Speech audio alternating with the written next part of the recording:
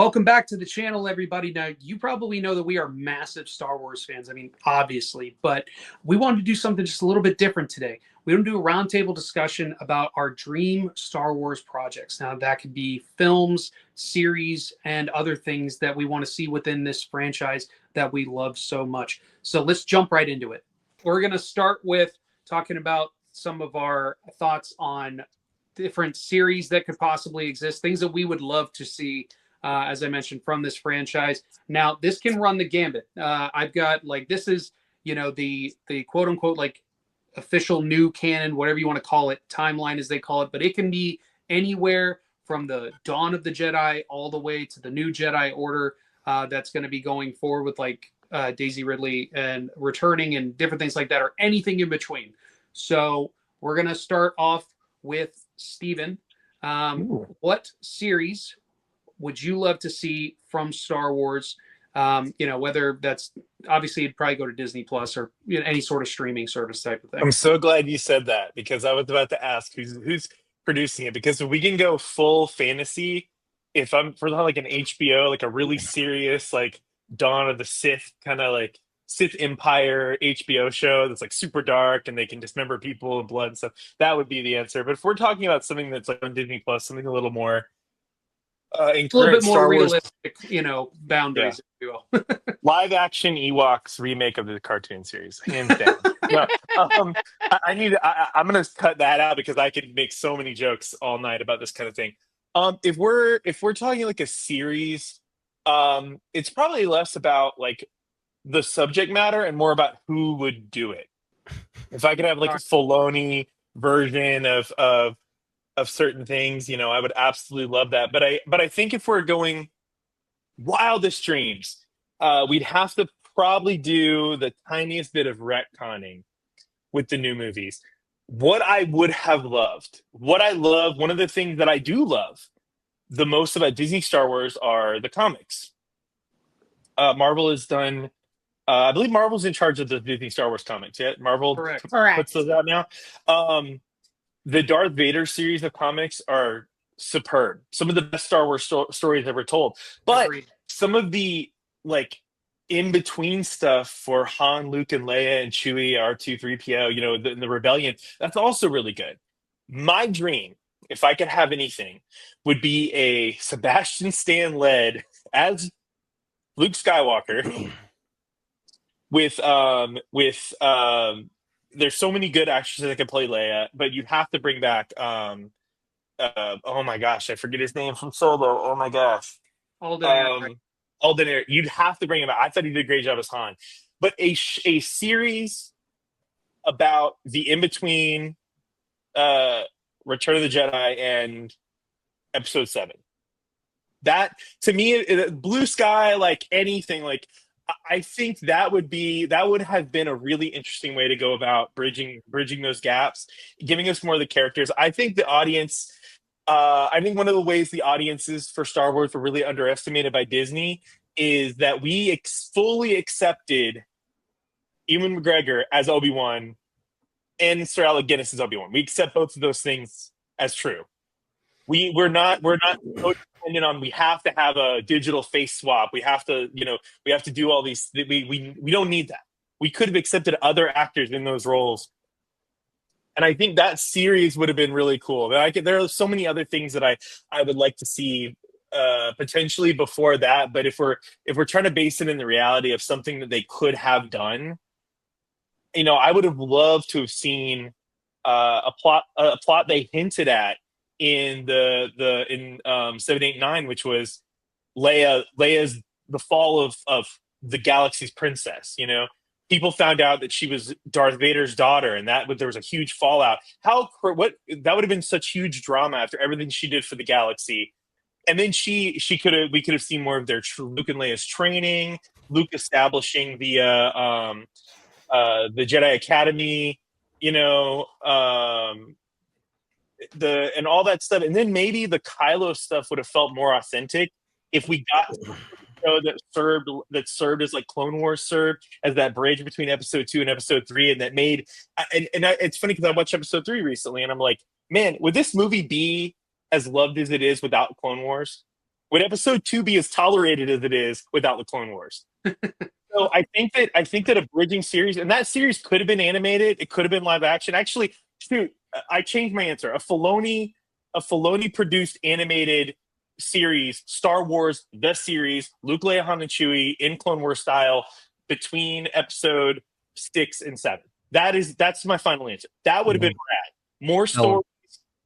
More stories, and that would have felt authentic. And there's nothing in the works right now that's going to make me appreciate 7, 8, and 9 more. And they think they're in their mind, they're like, oh, we're going to double down. We're going to 10, 11, 12 are going to be great. We're going to do more. We're going to abuse these poor actors more. We're going to put this. we're going to bring back J.J. Abrams. They're not. But what could you imagine? So that is what I'd want. Somehow he returned. It would make me bridge that gap. Make me fall in love with what's happening. Make me like feel something when Kylo's fallen to the dark side. They were so banking on us caring about Ben because he's Han and Leia's son. It's like, well, no, show me why I should care about him. So yeah, that's my final answer. A bridging series, just call it Star Wars the series, bridging between episode 6 and episode 7, and let it run for 10 years. You could do infinite stories. You could cover so much ground, and each season could be self-contained in like a certain time period in their lives. But yeah, it would have been rad. They could have totally done it. They still could do it. They should do it. That's a really good answer, especially because that's what they've been doing with the comics. Is there's a whole run of just Star Wars, like it's a through line, and they started with stories in between each like original trilogy film, and now I believe they've gotten past Return of the Jedi and are moving into that in between space. And are we allowed to do? Can we do spoilers for comics that are almost 10 years old now? Is that okay? Sure, go for it. When what's her name shows up and she's like, they're like, "Who are you?" She goes, "I'm Han Solo's wife," and it's like, I remember reading that. I was like, "Oh dang, Han's got a wife." It was something like. I forget even the circumstances behind it, but Han's with Leia. This is from those comics Andrew was mentioning. Han is like physically with Leia at that moment, and this woman is like, "I'm Han Solo's wife," and everyone's like, "What?"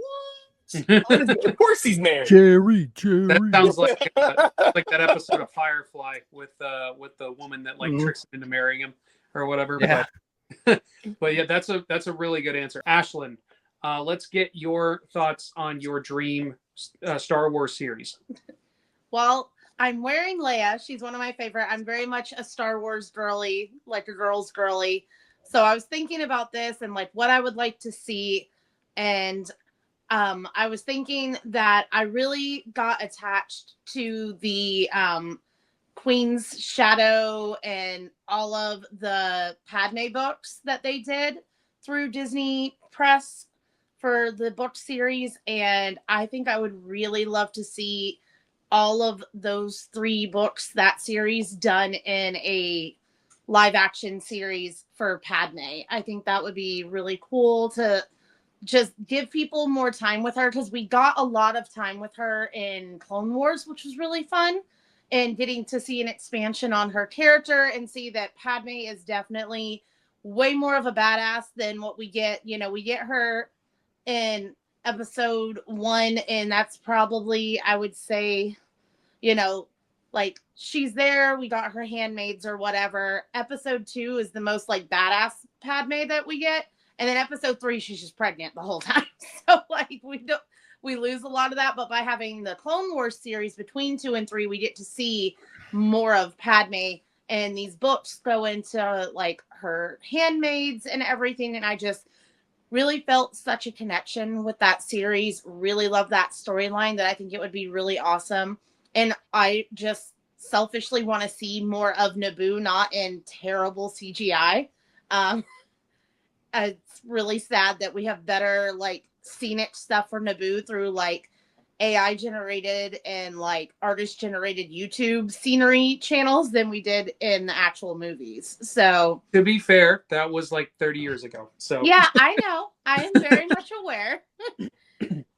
So yeah, I would love to just see more of Naboo and Padme and that whole story that plays out in those 3 novels with the handmaids and everything that she goes through with that, and just that deeper understanding and just deeper connection to get to Padme, because she has definitely become probably my favorite Star Wars female heroine character.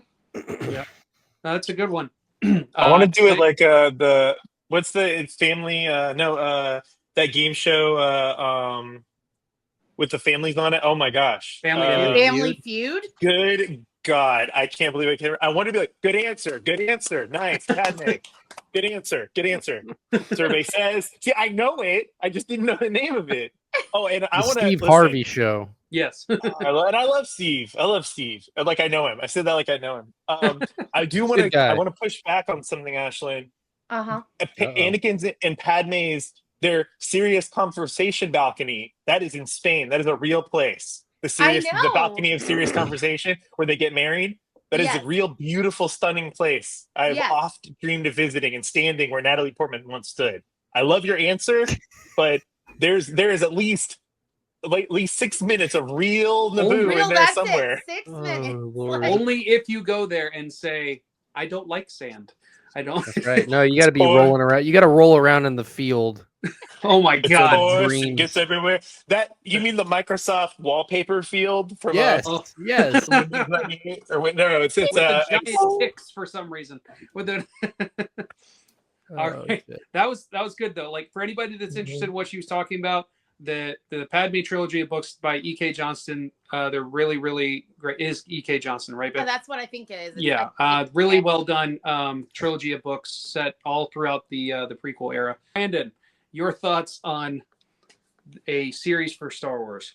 They kind of almost did it. What I've always wanted out of a series, and that is, if you look at like Tales of the Jedi, they go into depth on various Jedi, minus Ahsoka. We don't normally get to see too much of in an era we don't normally get to see too much of.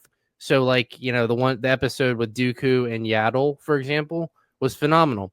My vision of what I would like to see that be is various eras of the Jedi Council and various missions that those Jedis go on, similar to Clone Wars, but in live action, so that we get to see the training of some of these Jedi. We have no idea who they are really in episodes 1, 2, and 3. If there was no Clone Wars, we would have no idea who they are, period.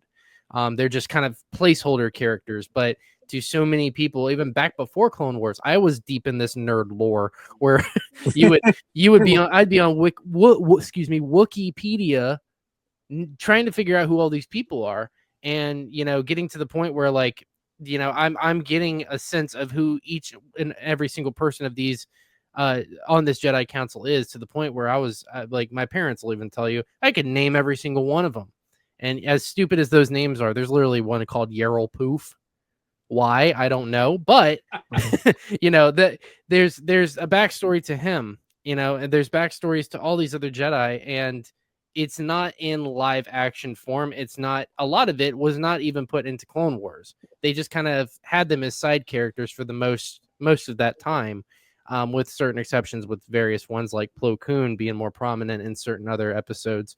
But I would like to see a full-on live-action series based around the Jedi Council and the struggles and why they're so secret on various points in Star Wars. And well, I guess really they've always kind of been secret.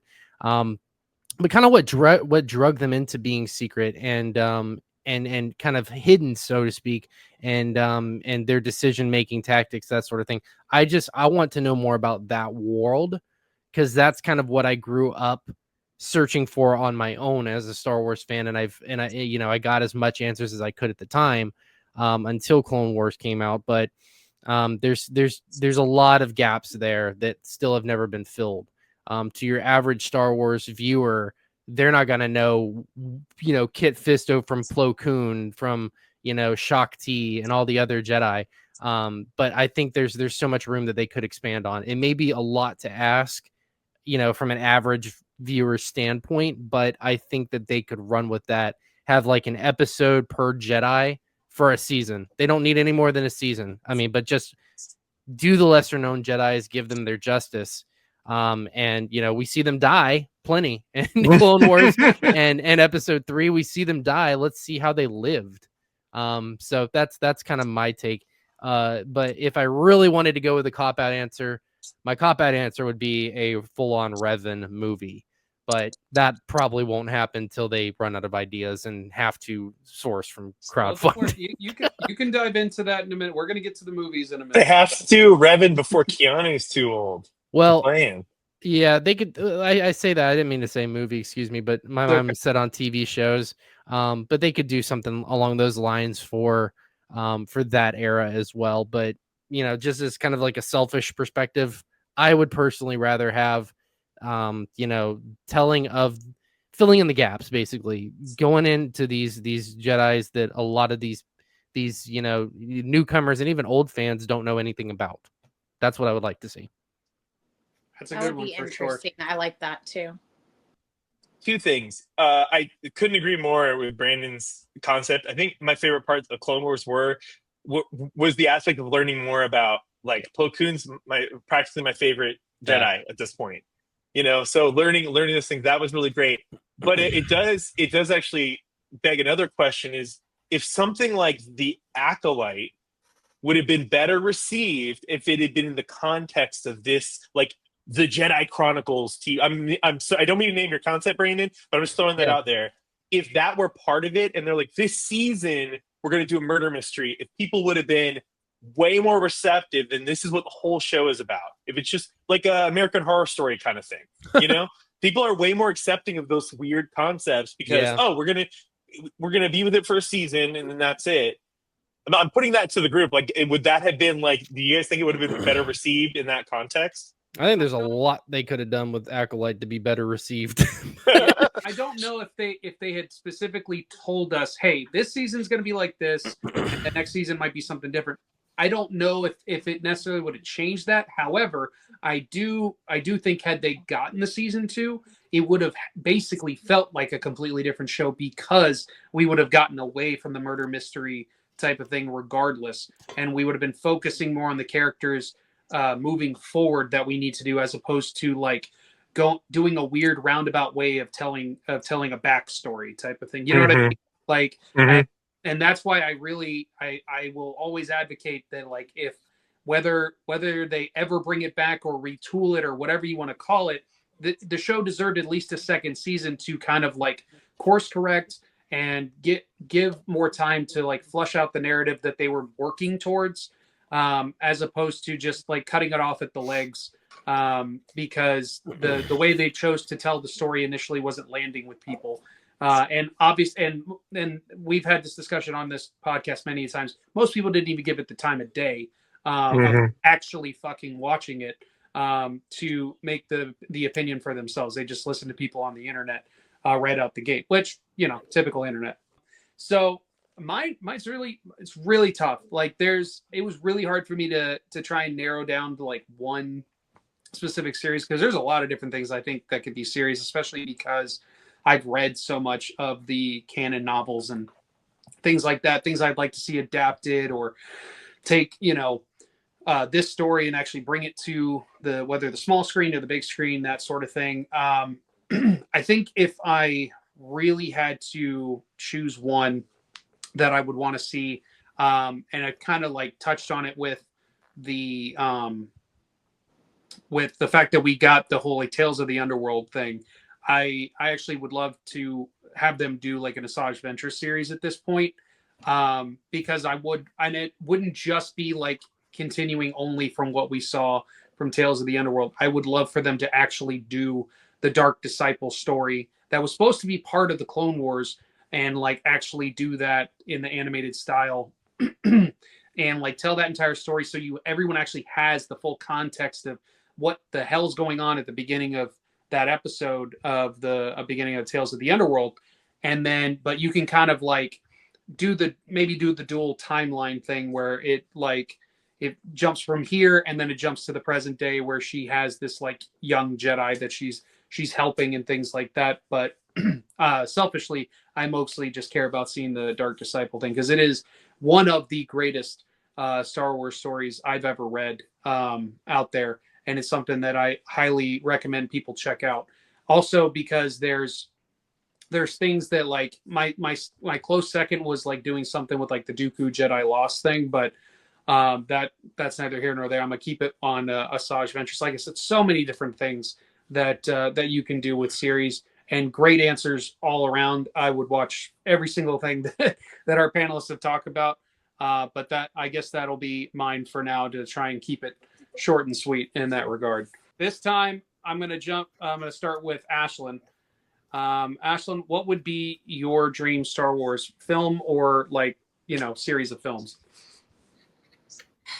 I really liked Steven's idea with a series for bridging 6 into 7. So, like, I could totally see that being a film series too. But if not, one that kind of stood out to me just because he's such a major character, and everyone loves him even though he's a bad guy. But I was, and Andrew's favorite movie is Solo, and at the very end where you find out that Maul is still alive, I think they could literally just do a film called Crimson Dawn. And Good answer. Yes. And just go into Kira's story and her picking up and taking over like whatever Dryden was doing within Crimson Dawn, and like continuing her story on. I told you guys I'm a girl's girly for this, whole world, and all the girls have such great stories. So it would be really cool to see where Kira's story picks up after killing Dryden and everything like that, and seeing the whole Crimson Dawn and that whole, underbelly and everything, and see where that picks up in, Maul's story of running Crimson Dawn and all of that. So that's definitely a good one. That one was like, for me, I had a feeling you were going to say that, so I was like, I'm going to make sure I have a backup. How did you know? Well, because that is probably like, that's probably my number one. It's just some sort of a continuation of Solo in one way, shape, or form.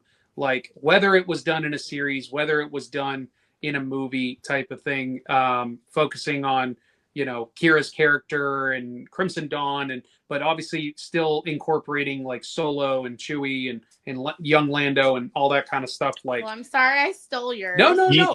I'm glad. I'm glad you did, because now that frees me up to do something else. But Ashlyn, you had me at Mother of Crate Dragons. I'm all good for some more Emilia Clarke. I'm all done.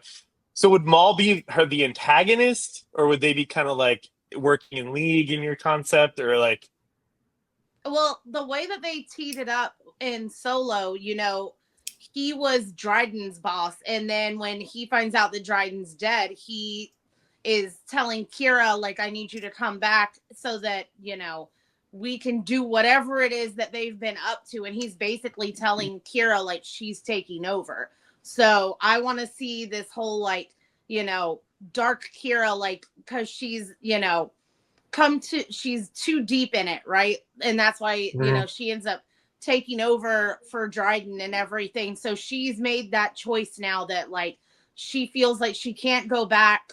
She's not going to join Han and Chewie. Like, she knows she's made too many mistakes to try to redeem herself at this point. So she's just doubling down, right? So she's going to be like, I'm going to take over Dryden's position. I'm going to be the new Dryden in this, like, whatever his position was. So yeah, I think that they are going to work, like, she's in a sense going to be like an apprentice, even though he's given up that whole thing with the Sith, but she's going to be his, like, apprentice or his steward or whatever, taking over Dryden's position. So I think he's going to continue to, like, groom her and everything like that for whatever position that she's taking over, and treat her like a apprentice in that role. Do you want to know the irony of this thing? Is that you mentioned my show idea. Oh, that could be a movie. I'm like, well, I want your movie idea to be a show. I want to watch that show. That's just how this all works, though. Like, they're so interchangeable. Like, you could honestly do short or long format with them. And there's the irony of this is they are doing a new Darth Maul series now. Yeah. Yeah, called Shadow Warrior is what it that was. that honestly would have been one of my top picks for a TV series, and here they are doing it. It's And called Shadow Warrior for real. That's not a joke. I think so. I need to double check that. But Darth Maul, gosh. Shadow Warrior. On the N64. Well, But- I think that was actually one of the titles of one of the Legends books, if I remember correctly, because he had two specific novels. It was like Darth Maul Unchained, and I think the other one was called Darth Maul Shadow Warrior. Like I said, I might be off on that, but it's something close to Shadow Lord. Shadow Lord. No, that's the yeah, Is that that's what Shadow it's called? Lord is the name of the show. Shadow Lord oh, is the okay. name of the show. Okay, sorry. I thought you were. Not much. It's not much better. It's a little better, but not much. So what's interesting with that is we don't know exactly where that's landing. Obviously, it's landing before he gets thrown to the abyss, if you will, to where we find him in Rebels and stuff like that. It has to be before that.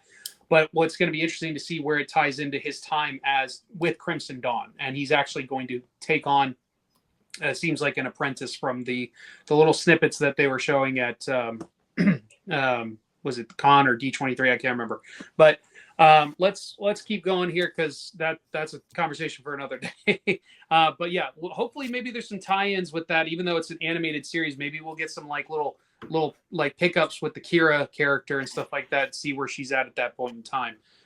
Cool. Let's jump next to Brandon.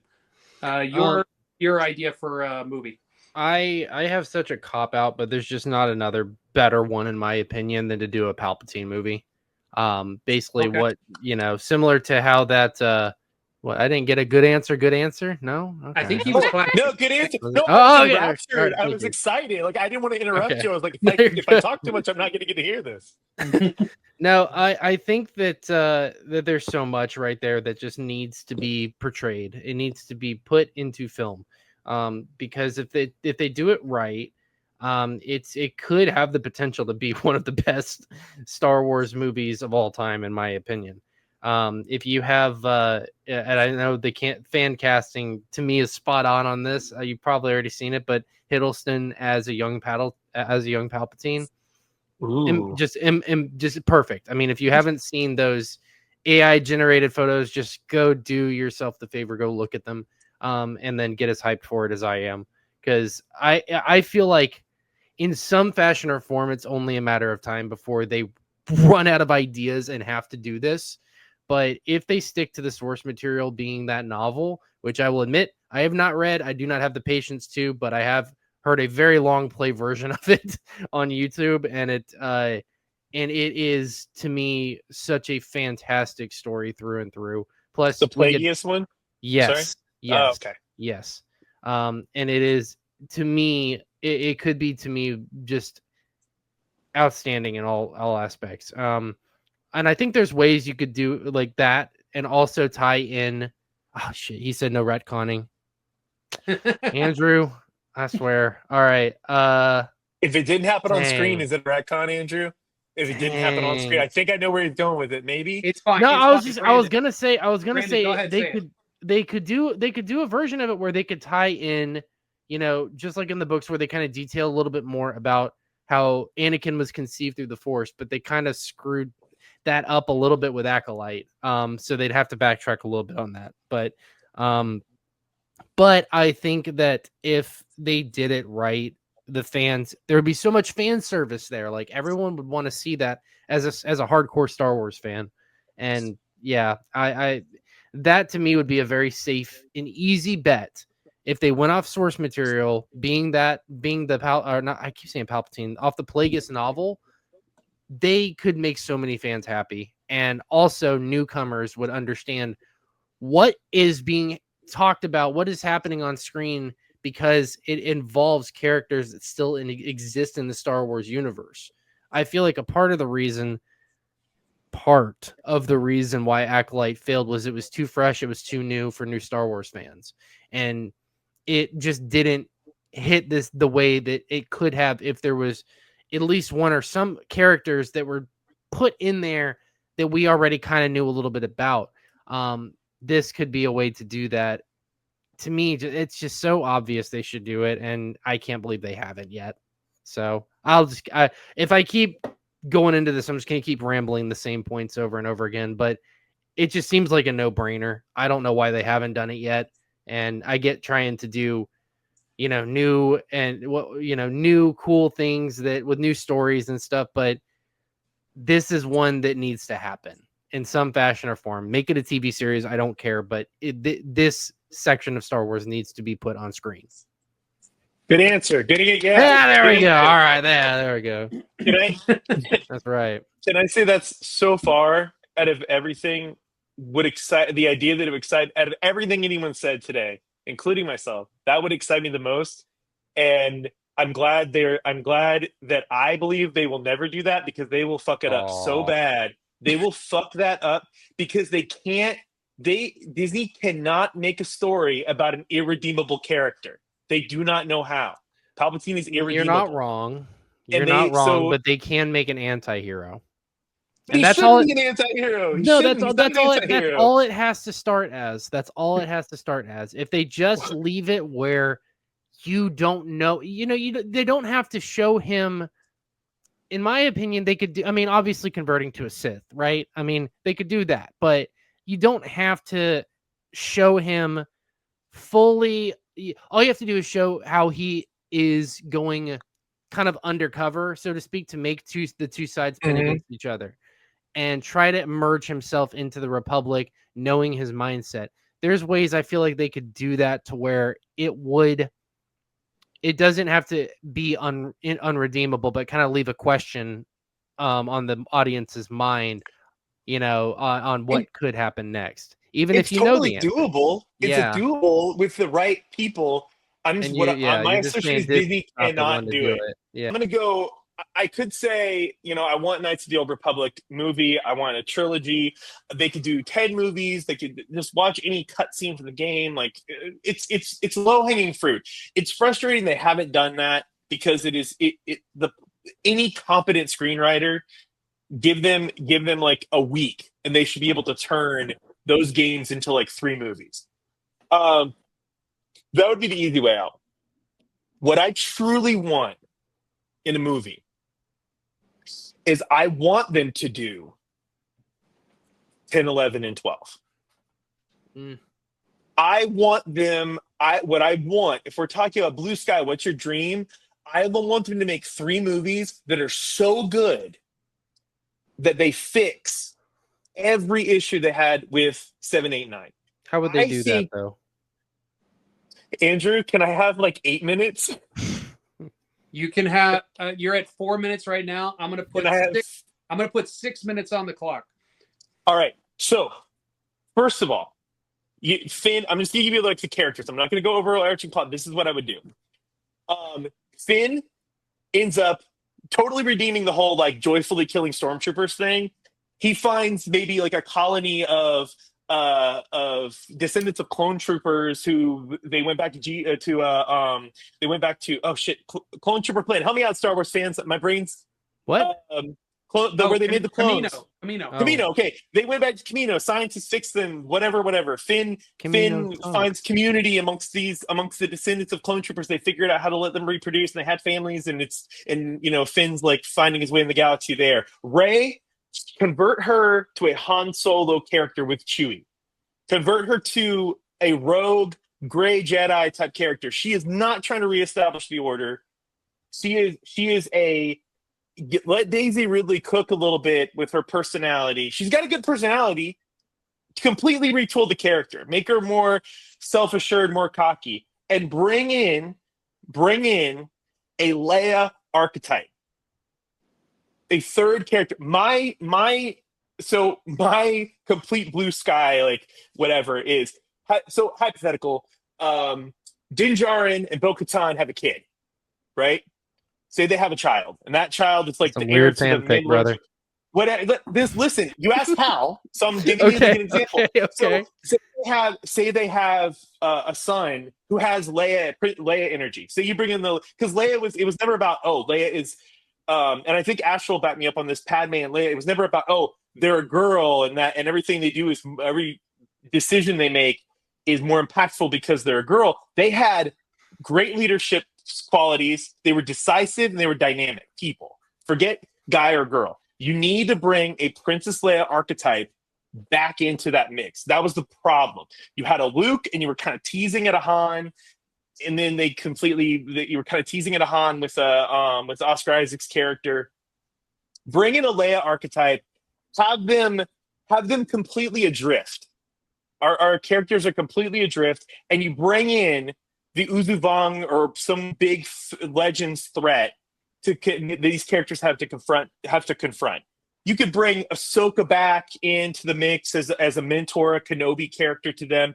If you were willing to do a 1-for-1 with Episode 7, if Disney was willing to literally copy and paste, let's copy and paste the good stuff.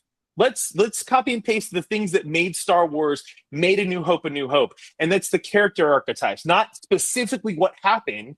But this group of people worked so well together. They balanced each other. The dynamics were there. Let's introduce a Leia. Move Finn more towards the Luke archetype, and then Rey has this thing with Chewie. Like, she's already going off. And I'm saying that not that that's specifically what I think is the best idea, but if they're gonna do it, don't double down on the bad idea of Rey's gonna go start the new Jedi Order. Don't do that. I think it would be so much more impactful, so much more interesting if Ahsoka's already done that. If that's where her story eventually ends up, and Rey, maybe she hears rumor of it, she seeks that out. She seeks Ahsoka out. Or maybe you could bring Thrawn back into it. If I don't remember where he is now, and he's not dead. So you maybe bringing him back into it. Maybe Thrawn would be a super interesting anti-hero. If the Uzuvong, and it's been so long since I've even thought of them, I might be mispronouncing their name, but Thrawn is now, you're allied with Thrawn because there's this greater threat to the galaxy. All these characters, got it. But there are things you could do to kind of bring me back in, at least a good faith effort to kind of like be like, okay, here's a new story. Walk back the whole idea that the Star Wars saga is Skywalker centric. Walk that back a little bit, enough to never mention that she called herself Rey Skywalker. Just drop it. That's not a retcon. Just never mention that she did it again. And then make Finn respectable. Leave Poe totally out of it. I don't need any more of him. No offense to Oscar Isaac. He's great. I love him. I was so excited when I found out he was going to be in Star Wars. But just fix those archetypes. Give me an enemy worth fearing, not a rehash of the Empire. There's good stuff. These actors and actresses are good at what they do. Especially John Boyega deserves so much more. They are not the problem. Were never the problem. It's the stories they weren't or trying to tell. They were not. That's the problem. And I think fixing those archetypes, bringing in some more traditional Star Wars back and forth, maturing the characters a bit, changing Rey to be more Gray Jedi, more one Ronin, like what Ahsoka is now.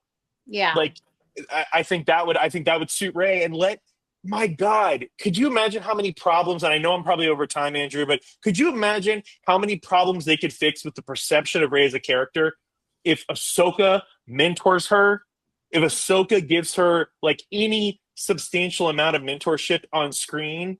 Brother, there's a problem with that, though. There is a problem. I'm sure there is. I'm sure. The problem is Ahsoka's dead at that time because she talks to her as a Force ghost. That's true. Technically, Dave Filoni had, as far as I saw, did neither confirm nor denied that her talking through the Force at that point in time meant that she was dead. That's kind of a stretch. I mean, I that's where I kind of draw the line. I'm just like, all right, now they're trying. If they were to do that, I'd just be like, all right, now they're trying to backpedal, and it's so obvious that they're trying to backpedal because they put that in there as a. Everybody else that's talking to her through the Force is dead as fuck, and then you're gonna tell me that like, oh, there's actually one other Jedi out there now.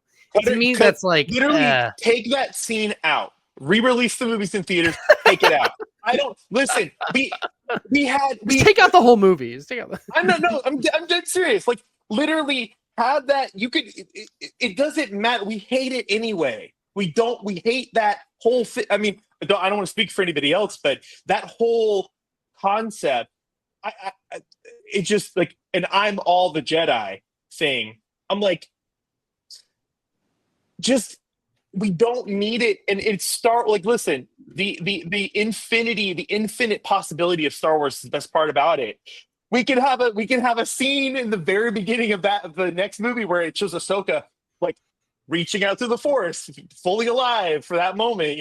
I'm being facetious, and you're 100% correct. Like that's the implication that they're all dead. Yeah. But there is no fan I know of Star Wars, new, old, or otherwise, that if they did that exactly what I'm saying and it was good, I'm not saying what I'm saying is good, but if they did it and it was good, they would be like, oh man, I could have enjoyed it, but the fact that Ahsoka talks to her through the Force at the end of episode 9 really ruined it for me. If it's good, it won't matter. Think about all of the inconsistencies between 1, 2, 3 and how people talk about the Clone Wars in 4, 5, 6.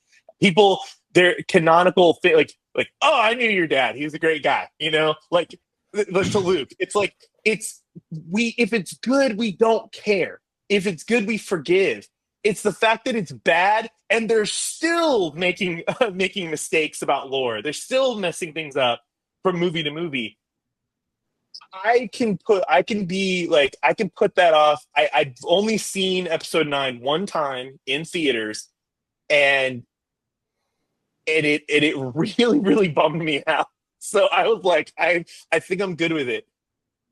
If I'm willing to forgive, I'm willing to forgive. And honestly, if Disney tomorrow came out and said, hey, those movies didn't happen, we're redoing it, we're going to spend, $3 billion or whatever it would end up costing to redo all these movies, will you go see it? I'd be like, fuck yes, I will go see whatever you make. It'd be the most interesting thing in the world to me. I would be like so excited to see how Disney's going to redo this. But at the same time, it's like if they put the right people in charge, if it's good, I won't care. And I just want to make something clear. I don't think any of my ideas that I've said here are all that good. They are off the dome, but if anything would be better at this point for the next series than what we have, if Filoni is in charge of it. So what you're saying is hashtag unrelease the JJ cut. Got it. Okay. Andrew, what's your pitch? What's your pitch for your perfect movie? I don't have a perfect movie pitch. I do have what I think is an interesting movie pitch. Now, as I kind of mentioned before, I have kind of like different concepts and different ideas because I've read a lot of the novels and stuff like that. And I actually think that something that could be very interesting for the Star Wars franchise, and this would be like a one-off film, would be translating the Lost Stars YA novel by Claudia Gray into a film would do a lot for the Star Wars fandom, because it could bring in some fresh blood, not only with like the people making the film, but like fans. And I don't mean like because we need to bring in younger people or we need to bring back the older crowd or whatever. I think it's something that, if done properly, could reach the masses, and possibly, and of course it's Star Wars, it's not going to please everybody, but I think check a lot of boxes in a sense of like getting some more general audience people that maybe have strayed away from the Star Wars stuff because they feel like they don't understand everything that's going on. They don't, they haven't kept up with all the series and all the later movies and so on and so forth, that everything is canon now. And that sort of, so it's kind of like its own version of Marvel, and people are like, oh, I'm not caught up with the last 4 films, so I'm just going to stop watching type of thing. The story, just to kind of like real quick, is set during the Empire era. It is kind of like it jumps between like 3 different time periods, not like around, but like it's set in 3 different points in time between the story of this boy and a girl that are from this same planet. I'm trying to remember exactly. It's been a few years since I read it, but I believe that they both end up going to like Imperial academies and things like that. One becomes a pilot, and then one ends up veering off in a different direction and going, I believe, if I remember correctly, towards essentially like the resistance stuff. Like but their paths cross multiple times and multiple points in their life because of this. Not the diet and the force, but it's just because it's a YA novel. So of course there's a little bit of romance in there because there has to be. It's a YA novel. And it's not that you have to make it super sappy. It's not that you have to make it super YA or like super, super hip for the kids, type of thing. We're not throwing Gen Z slang in there or anything like that. But if you bring some of these like YA concepts with storytelling and stuff like that, and then like you have this really interesting, like, I hate using the term like star-crossed lovers type of situation, but because that's not essentially how it plays out. I don't want to spoil it for anybody, but like it's not really 100% happy ending type of story. Like it's more of like a realism type of story of like this is two people living in the world that the Empire has created and dealing with the real world effects of how it affects the larger universe and not just their planet and stuff like that. So I think there's some really interesting concepts in there. I think there's a really well done story that could be done on film, and like I said, could bring in some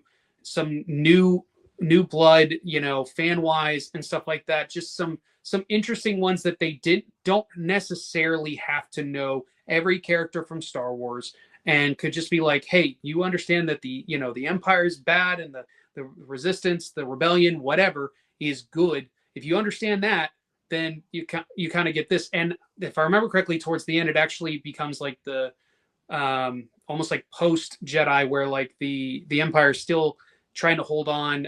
So you end up seeing the Battle of Jakku, which is like referenced at the beginning of Episode 7. That's why all the ships are crashed on that planet and stuff like that. So there's some really interesting tie-ins to leading into the sequel trilogy as well, which I think is sorely lacking, as my other panelists have mentioned, with series and movies ideas and things like that. So it would be something else that could also help kind of bridge that gap as well. So that would be my idea personally for a film. You had me at forced dyad. I said it's not a forced dyad, first of all. I love that you started that by qualifying as like, this is not going to be like a perfect pitch, and then you proceeded to pitch perfectly. Like you were out of all four of them, like that was you're like, I was like, okay, I'll sign up for that. I was like, you want 12 million, 20 million just to get started for pre-production? That sounds cool. I wasn't familiar with that story, that novel.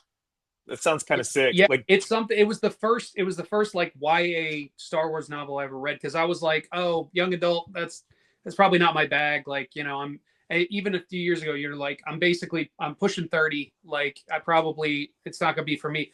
I would say, like, and Ashlyn makes this argument. She's a big reader. Obviously, everybody knows that she's surrounded by books. YA doesn't mean those are real. YA doesn't mean what it used to oh mean. my gosh. It's a very broad strokes term, especially nowadays with books. But like Star Wars YA in particular, still gets pretty adult. And I don't mean adult like it's spicy or anything like that. I just mean it's Star Wars, so there's still adult themes, because there always will be. Clone Wars was a kids show because it was animated, and it is not a kids show, and things like that. So the same thing can be said for these YA novels. There's plenty of adult themes and adult type stuff that's being dealt with. I want to do this real quick. Everybody throw out their one extra of what they would want to do, whether it's like an video game, maybe a book or a comic book or something that is not video specific for the Star Wars franchise that you haven't seen done yet. Steven, you first. Like, can it be existing and I just want an additional if you want to build from upon it? what's there, sure. I'd love a modern like Rogue Squadron game. Like that'd be cool. Like I like Rebellion, like Imperial timeline, or maybe they can even extend it, like kind of they used to do different eras in certain games. I really enjoyed like the ship combat in Battlefront 2 a lot. I know a lot of people didn't, but like Star Fox, like the dogfighting kind of thing, I really dig that. I'd love more love for the ships and that kind of a video game like that would be really sick. Yeah, I didn't play Squadrons, but I don't know if it had that same feel or not, because I know that one was set in more like the sequel era, like New Republic era, rather, from my understanding. So I don't know much about that. Ashlyn, what would you want to see? Speaking of YA books, I think it would be adorable to do a YA book of young Jedi adventures where they're like teenagers and stuff like that. Like, so now they're grown up a little bit more. They're like teenagers and following Cal. Is it Cal or? I don't think it's Cal. But anyway, I know. Anyways, the three main characters, Liv and Nubs and everything, and like have them just be going through and like they're like some sort of trials and things like that as like teenagers, I think would be adorable. Yeah, I mean, even specifically, like maybe it's them trying to pass their Jedi trials and stuff like that. That'd be an interesting story. Brandon, you got one? Yeah, I was just gonna okay, kind of a cop out, but just because of all of the hype surrounding it, and it gets my mind rolling on where so much more we could do with Battlefront. There needs to be a Battlefront 3. There just has to be. There has to be. I mean, they flubbed the start of the second one when that could have been the game to change fucking everything. And it pisses me off that now there is a resurgence. I'm happy, beyond happy that there's a resurgence. But it's perfect now. They fixed all the problems. It's perfect. But they let EA get too much EA control, do the microtransactions off the bat, do the stupid crate drop system that's an Overwatch that no one asked for, no one wanted. And everything else in that game would have been great off the bat, and they took too long. They dropped all the player counts. Everyone didn't care about it anymore. And then when they finally started pushing the limits of that game, it didn't take long before it was phenomenal. And then but they lost the player interest off the bat when they shouldn't have. They dropped the ball so hard on that, and now it is a phenomenal Star Wars game.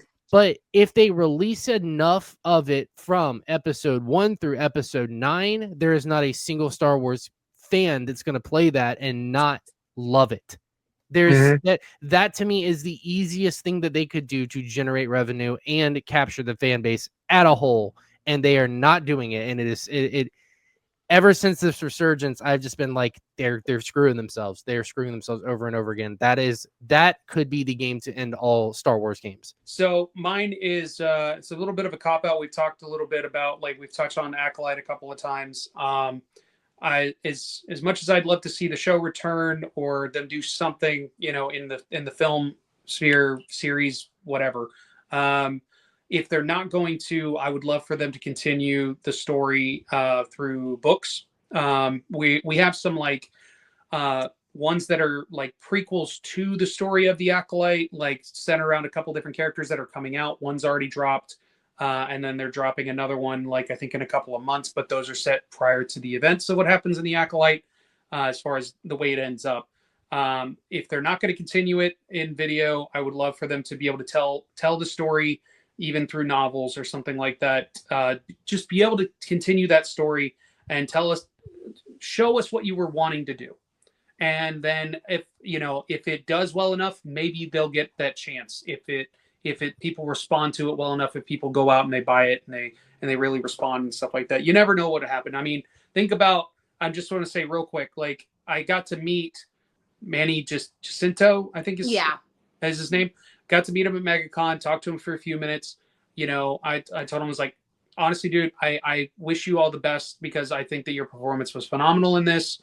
And me and him kind of had that, like, we both kind of said the same thing. You never know what's going to happen with Star Wars. Think about what happened. Now, obviously, this is a little bit different, but think about what happened with Hayden Christensen. Like, everything kind of like went to shit for him for like 20 years, essentially, and he got brought back. Yes, he's playing like arguably the biggest character in Star Wars, sure. But he specifically came back to it and everything like that. And there's been other people that have done it too. Some people that you wouldn't have thought that would return.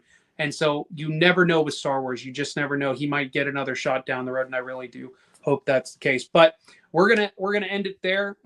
This has been a fantastic discussion. I think there's a lot of really great ideas in here. I'm sure Lucasfilm is watching. Feel free to contact us about some of these ideas. No, Thank you guys, everyone out there watching. If you have thoughts, movies, series, otherwise that you want to see from Star Wars, please comment below. Let us know your thoughts on this. Let us know what you thought about some of the ideas that we had. Be sure to follow us here on YouTube at Retroactive POD, as well as Instagram, TikTok, and all that good stuff. You can find me at all social media at Andrew is Losing. Ashlyn, where can the people find you? BookBrat90 for pretty much all my socials, Instagram, TikTok, things like that. Brandon? Ventura Authentics on all platforms. And lastly, Steven. The McDonald's parking lot on Dale Mabry in Tampa. every Thursday and Friday night, and every third Sunday of the month. Typical. All right, guys. Well, thank you so much. I want to thank my panelists for joining me.